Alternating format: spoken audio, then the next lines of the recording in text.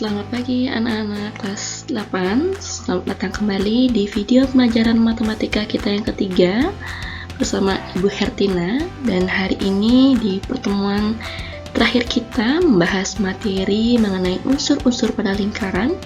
Kita akan berfokus pada contoh soal yang ingin kita bahas hari ini.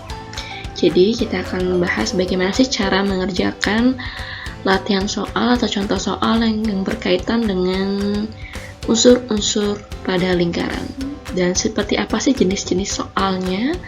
Nah, mari kita perhatikan beberapa contoh berikut. Nah, bisa kalian perhatikan gambar di sana. Yang pertama pertanyaannya adalah yang termasuk tali busur lingkaran.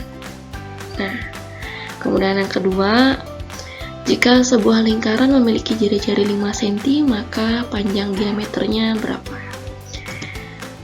Penjelasan yang pertama, jika kita perhatikan gambar di sini ya, kita masih ingat bahwa tali busur ini adalah sebuah garis yang menghubungkan dua titik pada lingkaran ya. Jadi di sini pada gambarnya ini yang termasuk tali busur yaitu tali busur AB, kemudian AC. Ingat diameter juga termasuk tali busur ya, karena dia menghubungkan dua titik pada lingkaran. Kemudian tali busur BD, jangan lupa jadi yang mana yang dimaksud dengan tali busur. Kemudian yang kedua, jika sebuah lingkaran memiliki jari-jari 5 cm, maka panjang diameternya berapa? Nah, jika bersesuaian dengan gambar ini, jangan lupa bahwa diameter ini merupakan dua kalinya jari-jari, karena jari-jari ini setengah dari diameter ya. Kalau seandainya jari-jarinya diketahui segininya 5 cm, berarti dua kali lipatnya ya 10 cm, atau bisa juga kita kan kalikan 2 ya. Jadi kalau diketahui jari-jarinya misalkan 10 cm, berarti diameternya 20. Kalau jari-jarinya misalkan 7 cm, berarti diameternya 14 cm. Atau sebaliknya, kalau seandainya diameternya yang diketahui misalkan 10 cm, berarti jari-jarinya 5 cm. Kalau diameternya diketahui 8 cm, berarti jari-jarinya 4 cm. Jadi berlaku bolak-balik. Jadi jangan lupa bahwa jari-jari itu adalah setengah diameter, atau diameter sama dengan 2 kali jari-jarinya. Kemudian pertanyaan yang ketiga, nah bisa kalian perhatikan gambar yang berbeda ya di bawahnya ya. Jika diketahui panjang PR berarti panjang diameternya nih ya. PR panjangnya 40 cm dan OT, nah kalian masih ingat tidak OT itu apa?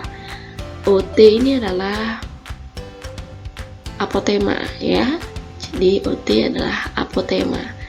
Maka tentukan panjang apotemanya dalam satuan senti. Kemudian panjang QS. Oh ya, panjang apa namanya ini? Panjang tali busurnya ya. Nah, bagaimana cara kita menentukannya?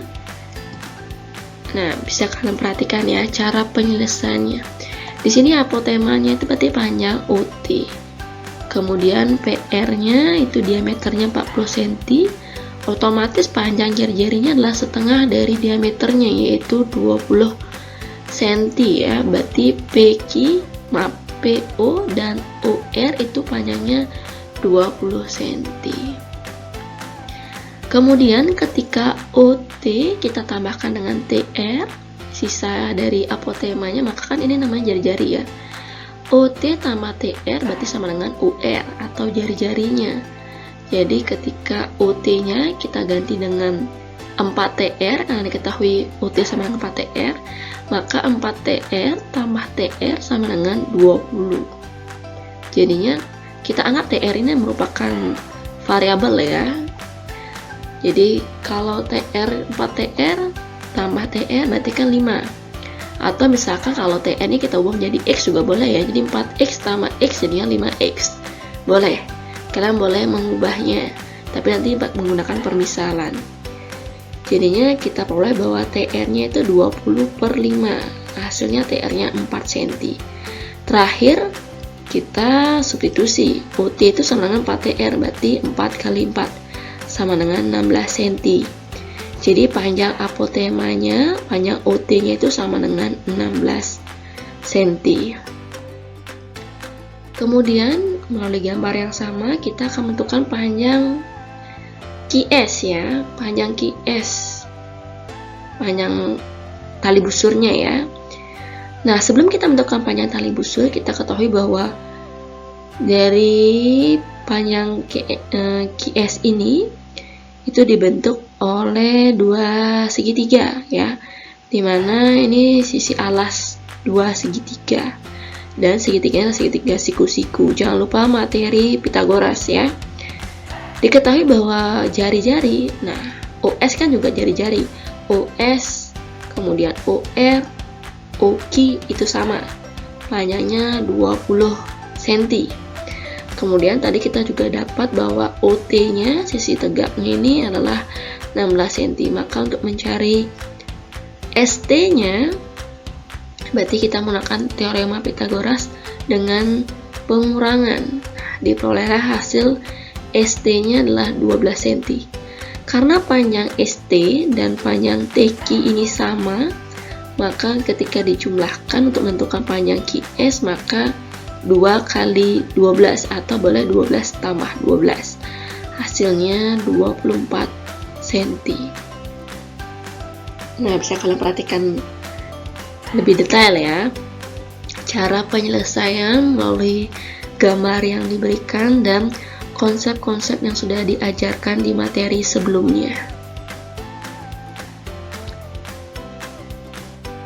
Nah, anak-anak, itu tadi beberapa contoh tentang bagaimana sih sistem penerapan atau pengimplementasian soal terkait unsur-unsur pada lingkaran untuk persiapan kita kuis di pertemuan berikutnya.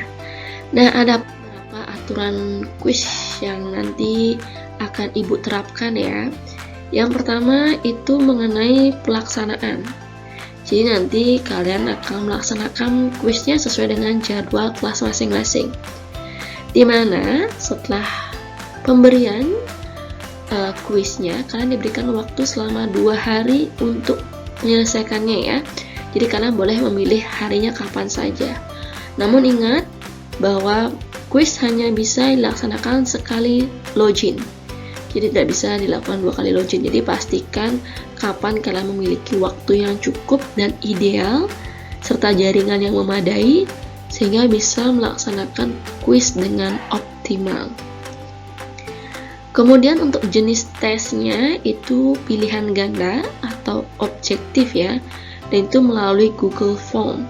Jadi pastikan jika kalian merasa paket datanya tidak memadai atau sinyalnya tidak cukup, usahakan menentukan hari agar maksimal bisa mengikuti kuis. Nah, jika seandainya kalian memiliki kendala, mohon disampaikan H-1, misalkan tidak memiliki kuota atau sinyalnya buruk, koneksinya tidak memadai dan lain sebagainya, mohon disampaikan H-1 hari. Nanti Ibu akan berikan solusi untuk anak-anak yang tidak bisa mengikuti kuis. Nanti Ibu akan cetakkan dan kalian akan laksanakan atau selesaikan soalnya di sekolah. Jadi untuk bagi anak-anak yang memiliki kendala, entah tidak memiliki paket data, sinyal providernya gangguan, atau berbagai alasan lain seperti sakit izin, jadi nanti akan dicetakkan ya. Nanti kalian akan melaksanakan tes atau kuisnya di sekolah. Kurang lebih itu ya yang dapat Ibu sampaikan pada pertemuan kita terakhir mengenai unsur-unsur pada lingkaran. Jadi persiapkan diri untuk pertemuan berikutnya untuk kalian mengikuti kuis. Jangan lupa tetap semangat belajar dan sampai bertemu lagi di kuis pertemuan berikutnya. Terima kasih, sampai jumpa, bye-bye.